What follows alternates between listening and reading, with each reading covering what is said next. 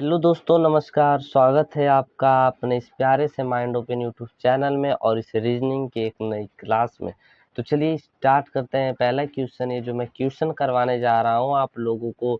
यह under graduate level RRB NTPC 2025 के लिए, एमटीएस एग्जाम एसएससी जीडी 2025 और अदर एग्जामिनेशन के लिए भी है।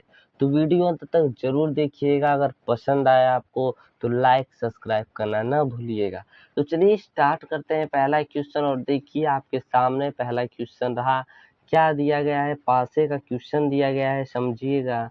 एक पासे के अलग अलग फलकों पर 6 संख्याएं 1, 2, 3, 4, 5 और 6 अंकित की गई हैं।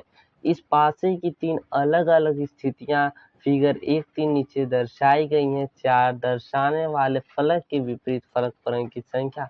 कहने का मतलब इतना बड़ा हिंदी में लिख कर दिया है। पूछा छोटा सा सवाल है कि 4 का विपरीत क्या होगा, यही बताना है। कुछ नहीं करना है, बहुत आसान है। मैंने ऐसे क्वेश्चन करवा दिया है। बस आपको क्या ढूंढना है, दो कोई देखिए डाइस लीजिए, उसमें क्या कॉमन है उसको ढूंढिए। इसमें देखेंगे, इसमें भी 6 आपको दिख रहा है और इसमें भी 6 दिख रहा है, तो पहले और दूसरे को ले लीजिए। ये पहला वाला है और ये कौन सा है? दूसरा वाला है। ठीक है, इसी में आप रखना शुरू कर दीजिए। पहला का 6 यहाँ पर है और इसमें 6 यहाँ पर है। ठीक है, 6 के बाद मैं बताता हूँ कि जिस प्रकार घड़ी चलती है क्लॉकवाइज, उसी प्रकार आपको भी क्या करना है? चलना है। जिस प्रकार घड़ी चलती है उसी प्रकार सब में चलना है। तो इसको भी देखिए कैसे चलेंगे। यहाँ पर 6 से क्या आ जाएगा? 2 आ जाएगा, 2 से 4 आ जाएगा, 6 से यहाँ पर 3 आ जाएगा, 3 से फिर क्या आ जाएगा? 5 आ जाएगा। पूछा क्या गया है? 4 का विपरीत। तो 4 का विपरीत जो आया यहाँ पर निकल कर ये क्या हो गया? आपस में सभी विपरीत हो गए। तो यहाँ पर देखिए जो 4 का विपरीत होगा यहाँ पर क्या हो जाएगा? 5 हो जाएगा। और 5 ऑप्शन में आपको दिख रहा है तो ऑप्शन करेक्ट हो जाएगा। ऑप्शन नंबर डी में दिख रहा है तो ऑप्शन नंबर डी क्या हो जाएगा? आपका सही हो जाएगा। तो चलिए बढ़ते हैं अगले प्रश्न की ओर। रहा प्रश्न दूसरा। प्रश्न दूसरा क्या कहा गया है? दी गई श्रृंखला को पूरा करने के लिए प्रश्न चिन्ह के स्थान पर कौन सा अक्षर समूह आएगा? एनडीजीबी, ओएफजेएफ, क्वेश्चन मार्क है, टीएमएसक्यू, एक्सआरवाईएक्स दिया गया है और यहाँ पर बताना है आपको क्या आएगा। देखिए बस समझना है लॉजिक। इस रीजनिंग में क्या होता है? सिर्फ लॉजिक समझना होता है। तो देखिए यहाँ एक चीज मैं दिखाऊं, अगर आपको एन देखिए यहाँ से एन से ओ कैसे आए ये आप पता कीजिए। तो आप कहेंगे एन से ओ आने में प्लस का 1 हुआ है, तो इसका मतलब ओ से क्या प्लस करेंगे कि आएगा क्या? तो ओ में अगर हम एक बार देख रहे प्लस 1 कर तो क्या आ जाएगा? पी आ जाएगा। लेकिन पी में फिर प्लस 1 करेंगे तो टी नहीं आने वाला। इसका मतलब यहाँ पर क्या होगा? प्लस का 2 करेंगे। ओ में प्लस 2 करेंगे तो क्या आ जाएगा? यहाँ पर क्यू हो जाएगा। ठीक है, क्यू के बाद देखेंगे फिर क्या करेंगे इसमें, यहाँ पर तो प्लस का 3 करेंगे तो क्यू के बाद प्लस 3 करेंगे तो टी आ जाएगा। सही बात है। ठीक है, टी में फिर क्या करेंगे? प्लस का 4 करेंगे तो एक्स आ जाएगा। बताइए इतना आया समझ में कि नहीं? इतना आने के पश्चात फिर डी वाला देखेंगे, डी से एफ आया है तो आप कहेंगे डी से एफ आने में क्या हुआ है? प्लस का 2 हो गया है यहाँ पर। ठीक है, फिर तब यहाँ पर एफ से भी क्या करेंगे? आप हम लोग प्लस का 3 करेंगे, एक बार देख लिया जाए। एफ में जब प्लस 3 करेंगे तो क्या हो जाएगा? आई हो जाएगा। यहाँ पर आई लिख लिया जाए। 3 में क्या प्लस करेंगे? मतलब यहाँ पर जो आई आया, आई में फिर क्या प्लस करेंगे? प्लस का 4 करेंगे कि नहीं, क्योंकि बढ़ रहा है कि। तो आई में जब प्लस 4 करेंगे तो एम आ जाएगा। और देखिए यहाँ पर एम दिया भी गया है, मतलब क्यू आई पहले होना चाहिए। आपको देखिए ऑप्शन से आप पता करिए, पहले में नहीं होगा क्योंकि आर आई पहले से स्टार्ट है। यहाँ पर देखिए क्यू जे से स्टार्ट है, इसलिए ए भी ऑप्शन नहीं होगा, सी वाला भी ऑप्शन नहीं होगा। बचा कौन सा? ऑप्शन नंबर डी बचा। क्यू आई और एन के आगे भी आप इसे कर कर पता कर सकते हैं। एन के ही आएगा, इसलिए ऑप्शन नंबर डी क्या हो जाएगा? आपका करेक्ट हो जाएगा। तो चलिए बढ़ते हैं अगले प्रश्न की ओर और देखते हैं अगला प्रश्न क्या दिया है। देखिए प्रश्न 3 क्या दिया गया है, समझिएगा। उस विकल्प आकृति का चयन कीजिए जो नीचे दी गई आकृति में प्रश्न चिन्ह को प्रतिस्थापित करेगी, पैटर्न को पूरा करेगी। यहाँ पर कुछ दिए गए हैं, एक चित्र दिख रहा होगा और ऑप्शन दिख रहा होगा, इसी में से आपको एक उठाना है और यहाँ पर भरना है। तो देखिए एक चीज यहाँ पर, ये चीज यहाँ से मिल जाएगा, इस प्रकार का इस चारों ऑप्शन में होना चाहिए। तो पहले ऑप्शन में देखेंगे तो इस प्रकार का नहीं है तो ये गलत हो जाएगा। दूसरे ऑप्शन में देखेंगे इसमें भी नहीं, इसलिए ये भी गलत हो जाएगा। तीसरे ऑप्शन में देखेंगे तो ये भी नहीं है। और एक चीज और, यहाँ पर जो ये रेखा खींची गई इस तरह भी होना चाहिए। तो ऑप्शन नंबर सिर्फ डी में ही दिख रहा है, तो ऑप्शन नंबर डी आपका क्या होगा मेरे प्यारे दोस्तों, सही हो जाएगा। बढ़ते हैं हम अगले प्रश्न की ओर और देखते हैं अगला प्रश्न क्या दिया है। देखिए चौथा प्रश्न दिया है, एक पासे के विभिन्न फलकों पर 6 अक्षर जे के एल एम एन और ओ लिखे गए हैं। नीचे दिए गए चित्र में इस पासे की दो स्थितियां को दर्शाया गया है। दिए गए विकल्पों में से जे के विपरीत फलक पर लिखा अक्षर ज्ञात कीजिए। ज्ञात करना है मतलब जे का विपरीत। तो मैं बार बार आपसे बोलता हूँ कि जब भी डाइस का प्रश्न है उसमें सर्वप्रथम आप कॉमन ढूंढने का प्रयास करिए। और देखिए कॉमन इसमें आपको क्या मिलेगा, मैं बता दे रहा हूँ। ओ यहाँ पर भी दिख रहा है और ओ यहाँ पर भी दिख रहा है। जहाँ पर आपको कॉमन मिला वहीं से आप क्या करिए, क्लॉकवाइज चलना शुरू कर दीजिए। ओ से चलेंगे इधर, फिर एन से चलेंगे इधर, इस प्रकार इसमें भी ओ से इधर चलेंगे और जे फिर इधर चलेंगे। इसी प्रकार आपको लिखना है। तो पहले यहाँ पर हम ओ लिख लेते हैं क्योंकि दोनों में कॉमन है। इसके पश्चात हम लोग लिखेंगे क्या, ओ का फिर क्या आ जाता है, एन आ रहा है और एन के बाद क्या आ रहा है, एम आ रहा है। इसमें ओ के बाद जे आ रहा है, जे के बाद के आ रहा है और जो आपको प्राप्त हुआ यही आपस में विपरीत होंगे। यहाँ पर देखिए एन का जो विपरीत हो जाएगा जे हो जाएगा, एम का विपरीत हो जाएगा के हो जाएगा। बात समझ में आई। उसी प्रकार देखिए पर पूछा क्या गया है, जे का विपरीत बताइए। तो जे का विपरीत आपको दिख रहा होगा यहाँ पर एन आया है। तो ऑप्शन नंबर कौन सा सही हो जाएगा, ऑप्शन नंबर डी आपका क्या हो जाएगा, राइट आंसर हो जाएगा। तो बढ़ते हैं अब अगले प्रश्न की ओर और देखिए अगला प्रश्न क्या दिया है यार, पांचवा प्रश्न। इस प्रश्न को समझिएगा। अंग्रेजी वर्णमाला क्रम के आधार पर एनजीआरपी एक निश्चित तरीके से जेसीएनएल से संबंधित है। उसी तरह एफकेएलटी का संबंध बीजीएचपी से है। उसी तरह के अनुसार एसक्यूओ का संबंध निम्नलिखित में से किससे होगा, यही बताना। तो पहले आप इसका संबंध इससे देखेंगे कैसे आखिर हो गया है संबंध इसका। तो आप कहेंगे एन है और आया कितना है, जे है। तो यहाँ पर देखिए माइनस का 4 हुआ। इसमें अगर देखेंगे आप ध्यान से तो माइनस का इसमें 4 हो रहा है। जी से सी आया, इसमें भी देखेंगे माइनस का 4 हुआ। आर से एन आया, इसमें देखें माइनस का 4 हुआ। पी से एल आ गया, इसमें भी माइनस का 4 हुआ।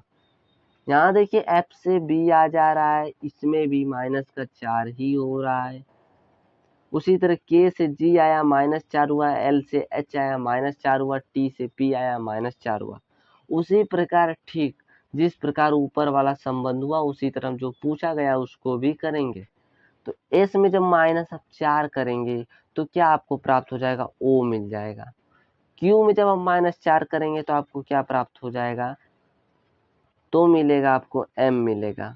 ठीक है, अब ऑप्शन यहीं से मिला लीजिए, आपको कौन सा सही हो जाएगा। ऑप्शन नंबर ए तो गलत हो जाएगा। ऑप्शन नंबर बी देखिए ओ एम है ये वाला, और देखिए सी वाला पी एन से स्टार्ट है, इसमें देखिए ओ एन इसलिए गलत। ऑप्शन नंबर कौन सा सही हो जाएगा, ऑप्शन नंबर बी करेक्ट हो जाएगा। और आगे भी आप क्या कर सकते हैं, इसी तरह कर सकते हैं और आपका आंसर आ जाएगा। ठीक है, तो उम्मीद करता हूँ समझ में आया होगा। चलिए बढ़ते हैं अगले प्रश्न की ओर और देखिए छठवां प्रश्न रहा कैसा है। देखिए दिए गए कथनों को सत्य मानिए और बताइए कौन सा निष्कर्ष तार्किक रूप से कथनों का अनुसरण करता है। कथन दिया गया है मतलब जो कथन है उसको आप सत्य मानना ही है। सभी जे बी हैं, क्या है, सभी जो जे आपको दिख रहे हैं वो बी हैं। तो मैं इसका डायग्राम बना लेता हूँ, यहाँ पर मैं जे का बना लेता हूँ। ये जो सभी जे दिख रहे हैं ये क्या आपके हैं, बी हैं। ठीक है, कुछ डी जो है ऐसे जो कि क्या है, बी है।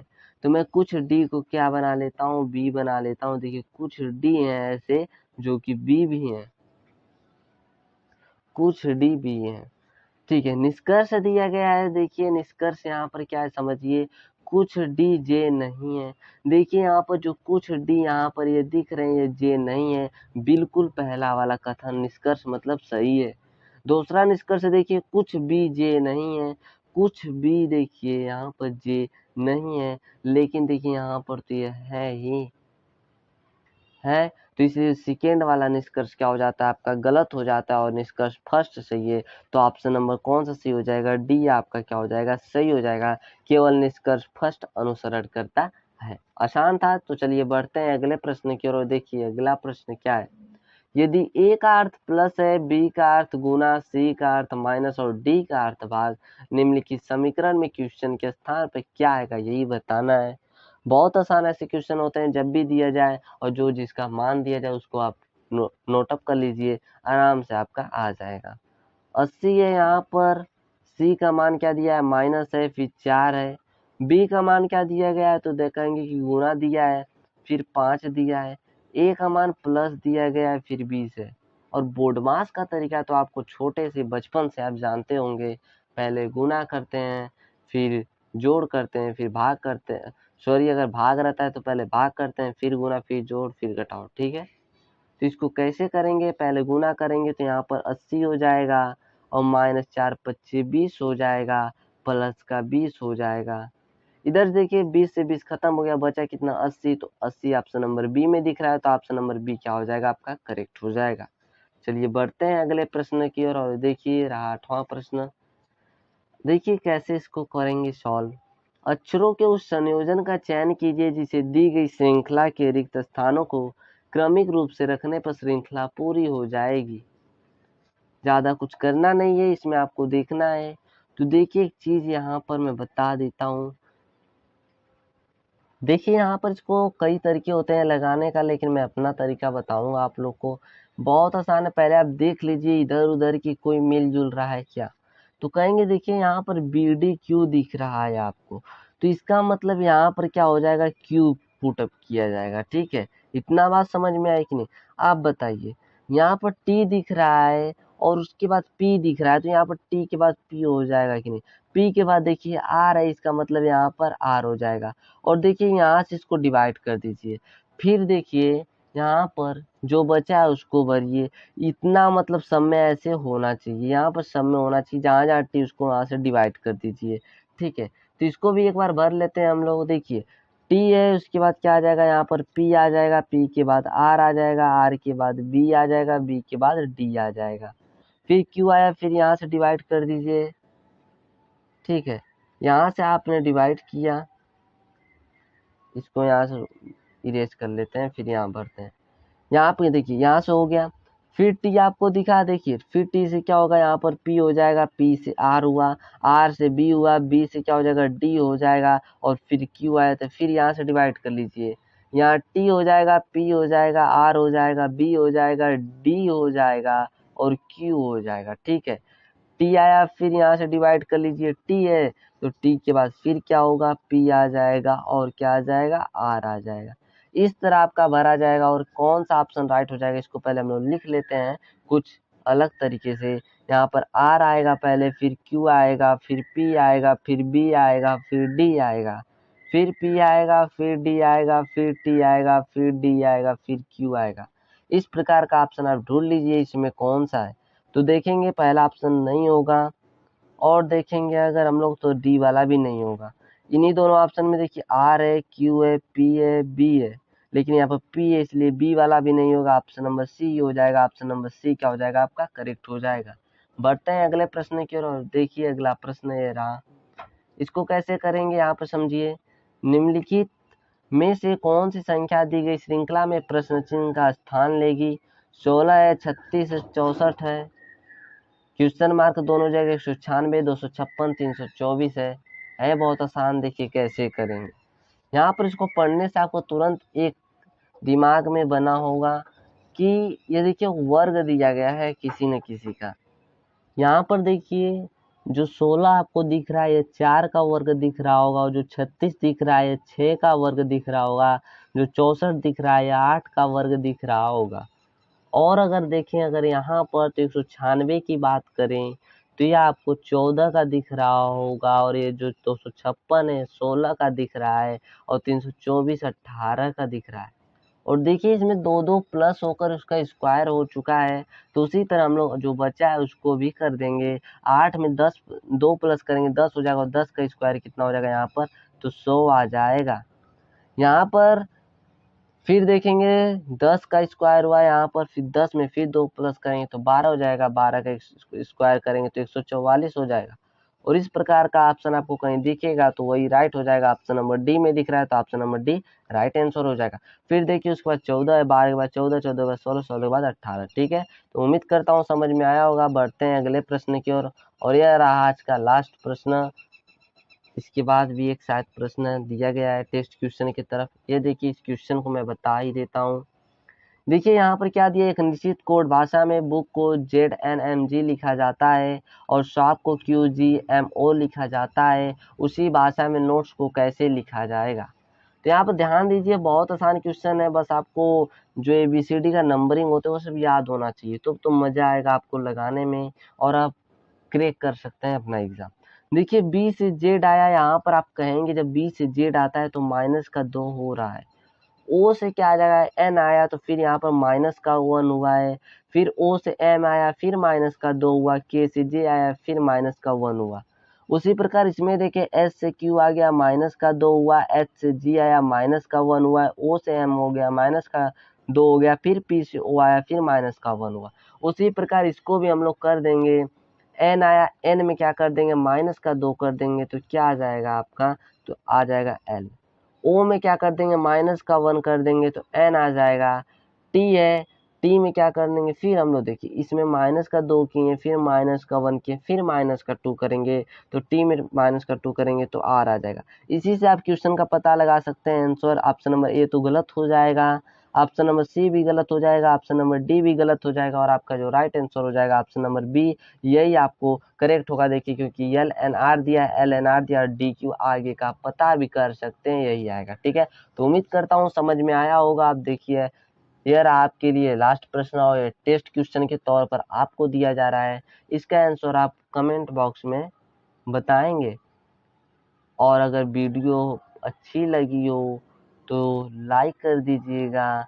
अभी तक चैनल को सब्सक्राइब नहीं किए हैं तो सब्सक्राइब कर बगल में बेल आइकॉन की घंटी का सिंबल बना होगा, उसे भी ऑन कर लीजिएगा।